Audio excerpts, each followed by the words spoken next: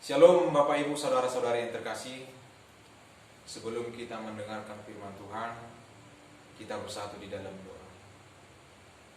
Bapa kami di dalam surgawi, kami mengucap syukur Tuhan atas lawatan kasih Tuhan dalam kehidupan kami. Di sepanjang kehidupan kami Tuhan, kami terpenuhi oleh berkat Tuhan. Kami penuh dengan sukacita atas penyertaan Tuhan dalam kehidupan kami. Secara khusus ya Tuhan, kami boleh sampai kepada minggu ini. Tuhan, mari Tuhan yang memberkati kami dalam setiap langkah kehidupan kami. Terlebih Tuhan, sebentar kami akan mendengarkan firman Tuhan. Mari Tuhan mencurahkan Roh Kudus Tuhan, kiranya kami mampu mendengar dan melakukan firman Tuhan.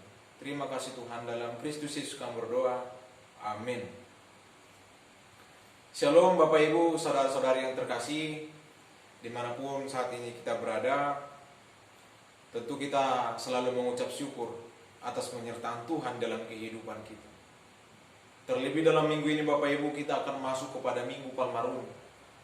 Kita akan mengenang masa-masa perjalanan Yesus memasuki Yerusalem.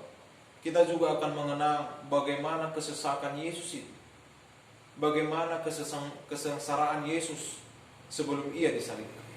Maka dari itu Bapak Ibu, yang menjalani evangelium dalam Minggu Palmarum ini tertulis dalam Mazmur 31 ayat yang ke-8 sampai ayat yang ke-16.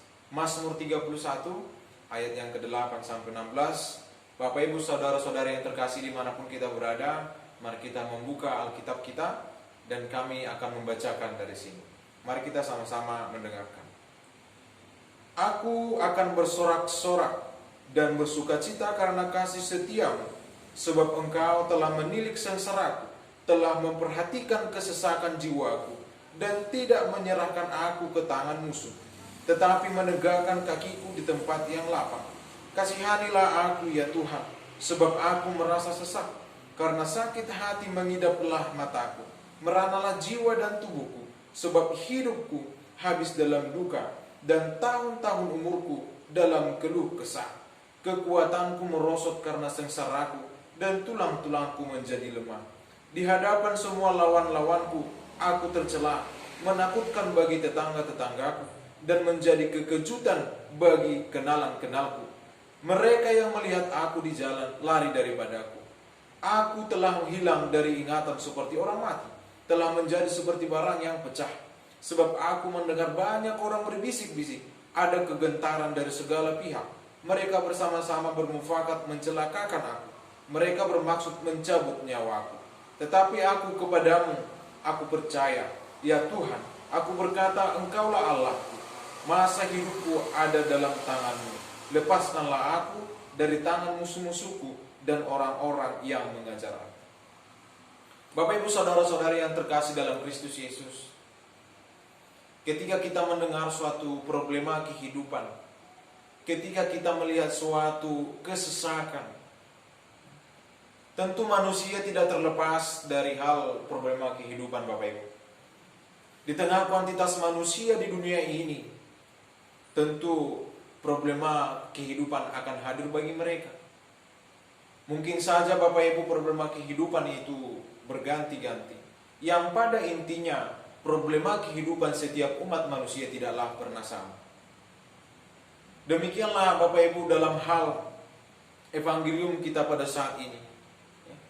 Kita diajak untuk bersorak-sorai atas kasih setia Tuhan di tengah kesesakan itu. Seperti hal yang dialami oleh Daud dalam pemazmur ini Bapak Ibu. Ketika Daud mengalami kesesakan atas ancaman maut yang menghampirinya. Dalam konteks kitab ini Bapak Ibu, ketika kita berbicara mengenai Daud ini, tentu kita mengingat bagaimana sebenarnya kisahnya. Daud ingin dibunuh oleh Saul. Ketika Daud berada dalam peperangan melawan orang Filistin di Kehila, Saul berencana ingin membunuhnya. Daud mengetahui hal itu. Di saat demikianlah Daud tidak mengerti apa yang ingin dia lakukan. Bagaimana cara dia menghindar dari maut itu? Tidak ada sama sekali. Karena memang Daud sudah dalam pucuk dari ancaman itu.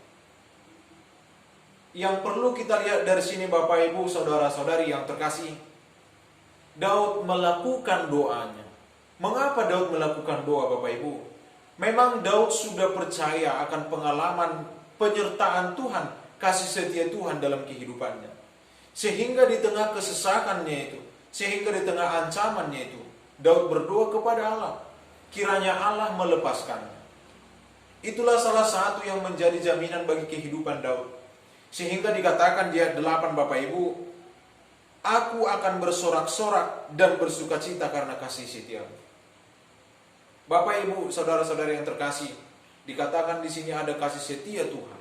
Dalam bahasa Ibrani dikatakan keset, artinya bahwa kasih Allah yang berlimpah. Allah tidak hanya memiliki kasih setia, akan tetapi berlimpah kasih setia yang akan dicurahkan kepada setiap orang yang berdoa kepadanya, kepada setiap orang yang percaya. Itulah yang menjadi jaminan mengapa Daud berdoa di tengah kesesakannya itu. Dia menyampaikan kehidupannya kepada Allah. Kiranya kasih setia Allah membebaskannya. Dan ternyata Bapak Ibu sangat benar doanya.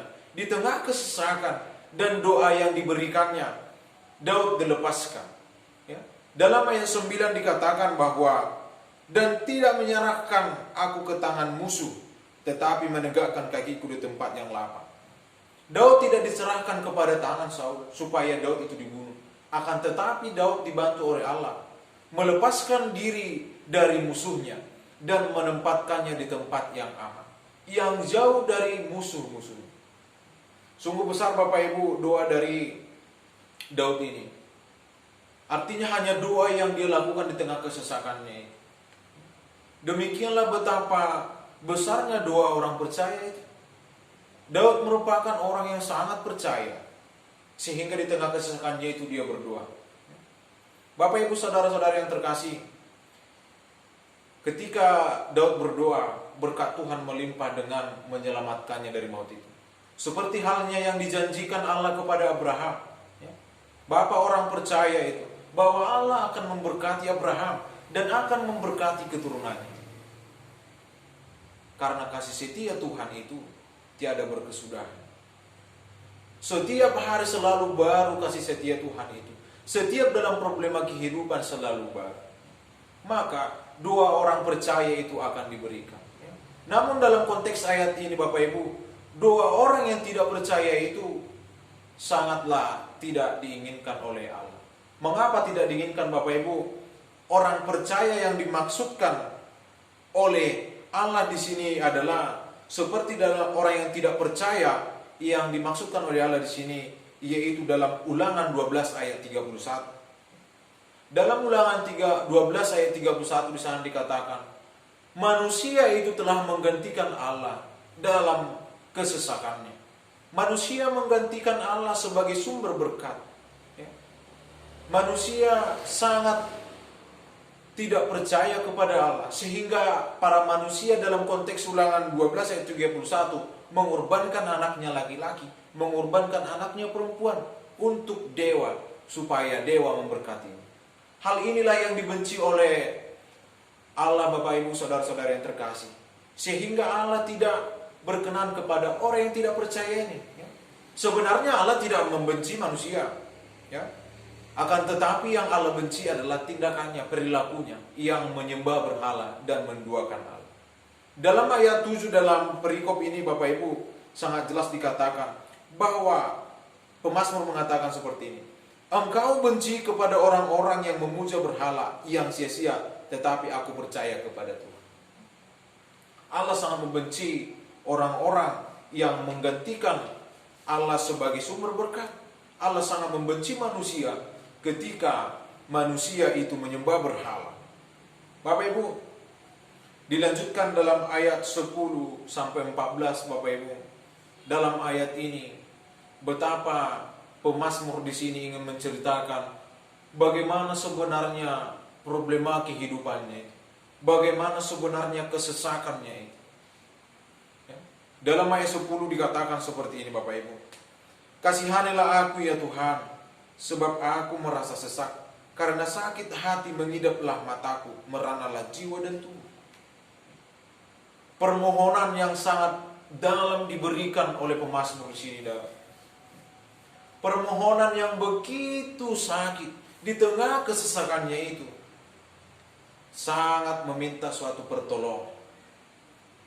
Bapak Ibu saudara-saudara yang terkasih, digambarkan di sini kesesakannya itu Bapak Ibu, bahkan tubuhnya sudah bagaikan tulang yang tidak memiliki daging. Bahkan digambarkan kekuatannya tidak ada lagi dikarenakan semua kesesakan, semua kesengsaraan yang dialami pemazmur di sini. Dalam kehidupan yang dijelaskan oleh pemazmur ini Bapak Ibu, dia merasa hidupnya sudah tinggal sendiri. Tidak ada yang menginginkan kehadirannya di dunia ini. Bahkan dia berjalan, orang tidak menyukainya. Sekelilingnya saja pun tidak mau melihatnya. Tetangga-tetangganya pun tidak menginginkannya, bahkan membencinya. Bahkan dia merasa bagaikan barang yang pecah. Jika kita bandingkan Bapak Ibu, maksud dari barang pecah di sini seperti yang Yeremia 9 ayat 11 dikatakan bahwa Allah akan membuat Yerusalem sebagai timbunan puing, tempat serigala dan tempat yang penuh sepi. Pemazmur di sini merasa seperti ada dalam posisi itu. Berada di kesepian tanpa ada yang menemani. Banyak yang menjauhinya, tetangganya, teman-temannya. Konteks ini sangat sama Bapak Ibu ketika Ayub mengalami suatu pencobaan di dalam kehidupannya. Semua hilang, harta-hartanya hilang. Dia bahkan jatuh sakit. Orang menjudge-nya, menghakimi dia bahwa segala yang terjadi dalam kehidupannya adalah atas pula kehidupannya sendiri. Demikian juga lah yang dialami pemazmur di sini Bapak Ibu. Sangat menyakitkan, bahkan sangat membuat dirinya semakin tidak kuat. Bahkan dijelaskan oleh pemazmur di sini bahwa pemazmur mendengar bisik-bisik bahwa orang mulai takut melihat dirinya dan ingin merencanakan membunuh dia. Suatu perencanaan yang membuatnya takut. Tetapi yang sangat penting Bapak Ibu saudara-saudari yang terkasih dalam Kristus Yesus, dalam ayat 15 dikatakan, meskipun di dalam kesesakannya itu, meskipun banyak yang menjauhinya, meskipun dia sudah merasa di tempat yang tidak memiliki penghuni, tetapi dia mengatakan dalam ayat 15, tetapi aku kepadamu, aku percaya ya Tuhan, aku berkata, Engkaulah Allah. Betapa kuatnya pemazmur di sini Bapak Ibu saudara-saudari yang terkasih. Di tengah kesesakannya, di tengah kesengsaraannya, ia mampu bersaksi bahwa ia tetap percaya kepada Allah. Ia tetap percaya kepada kasih setia Allah, yang dalam bahasa Ibrani dikatakan kesed. Karena ia percaya bahwa kasih Allah yang berlimpah itu akan selalu hadir ketika dia berdoa dan memohon suatu penguatan. Sehingga dalam ayat 16 sangat dijawab bahwa masa hidupnya dalam tangan Allah. Dia memohonkan, lepaskanlah aku dari tangan musuh-musuhku dan orang yang mengejar aku. Bapak Ibu, dalam bahasa Ibrani dikatakan di sini, jika membebaskan itu adalah pakat. Tentunya pakat memiliki arti untuk membebaskan dari segala maut. Lalu ada dikatakan nazal dalam bahasa Ibrani, yaitu untuk membebaskan dari musuh-musuh. Inilah yang diharapkan oleh pemazmur di sini, supaya dibebaskan dari maut dan juga dari musuh. Konteks ini sangat sama dengan konteks ketika Yesus mengalami kesengsaraan, ketika Yesus masuk ke kota Yerusalem dalam masa-masa kesesakan. Sehingga dalam minggu kita ini dikatakan Minggu Palmarum. Minggu Palmarum kita mengenang bagaimana sebenarnya kesesakan dari Yesus itu sebelum Yesus disalib. Hal demikianlah yang dialami oleh Allah, yang dialami oleh Yesus Bapak Ibu. Anak Allah yang tunggal itu, dia harus dicaci maki oleh orang lain, dia harus dikucilkan oleh orang lain, tidak ada yang menerimanya, dan banyak yang berbisik, banyak yang merencanakan ingin membunuh Yesus. Sehingga kesampaianlah Bapak Ibu, di tengah kesengsaraannya itu, Allah harus dicambuk berdasarkan anaknya Yesus Kristus ini. Allah merasa diludahi melalui anaknya Yesus Kristus ini. Meludahi Yesus Kristus, mencambuk Yesus Kristus, berarti sama juga mencambuk Allah. Sebab Yesus Kristus merupakan anak Allah yang begitu dikasihi. Demikianlah yang dialami oleh Yesus Kristus. Tetapi sama halnya dengan pemazmur, Yesus juga melakukan doa. Yesus melakukan doa kesesakan. Di tengah kesesakannya itu, Yesus melakukan doa. Seperti dalam Lukas 23 ayat 46. Mari kita buka bersama-sama Bapak Ibu. Dalam Lukas 23 ayat yang ke-46. Begini dikatakan. Lalu Yesus berseru dengan suara nyaring, "Ya Bapa, ke dalam tanganmu kuserahkan nyawaku." Dan sesudah berkata demikian, ia menyerahkan nyawa. Di tengah kesesakan itu, di tengah maut yang mengancam Yesus, Yesus berserah kepada kasih setia Allah, berserah kepada Bapanya. Jika kita ikuti Bapak Ibu, dalam Ibrani 5 juga ayat 7, Yesus sebenarnya ingin menghindar dari proses kematian ini.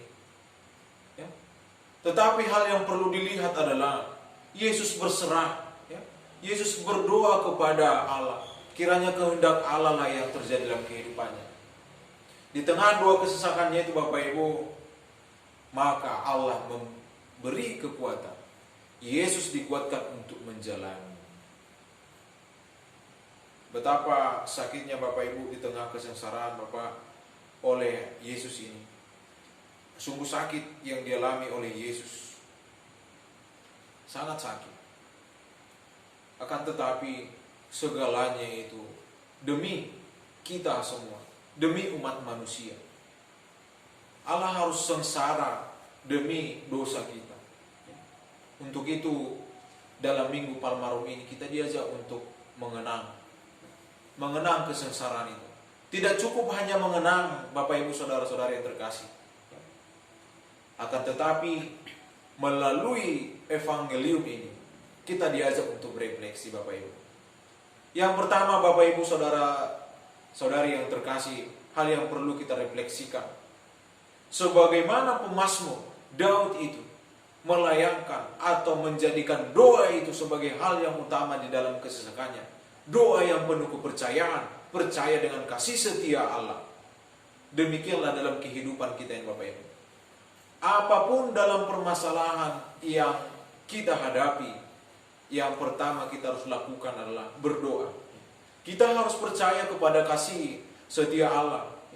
Kasih Allah yang berlimpah yang akan membebaskan kita. Kita harus penuh dengan kepercayaan dengan berdoa. Maka mari kita menjadikan doa itu sebagai telepon genggam kita yang dapat kita gunakan setiap saat, dimanapun kita berada, dalam situasi apapun.